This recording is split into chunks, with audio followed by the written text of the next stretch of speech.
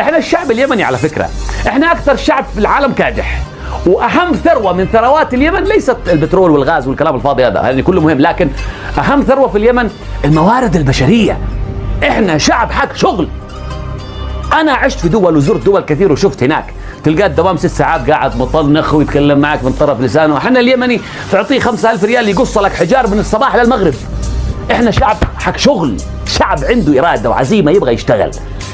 ليش ما نستغل هذه الطاقات بدل ما نقعد نشحت 3 مليار من السعودية ونشحت من هنا ومعونات ونحن نبني بلادنا بنفسنا. احنا مش محتاجين حد ولا محتاجين أجندات خارجية من أي دولة كانت. احنا قادرين نبني بلادنا بنفسنا. اليمن هذه ثروتها الحقيقية في شبابها، في مواردها البشرية. اليمن هذه هتصير دولة عظيمة فعلا، عظيمة بمنجزاتها، باقتصادها، بسياحتها، بتاريخها، بعلومها، بجامعاتها، بشبابها.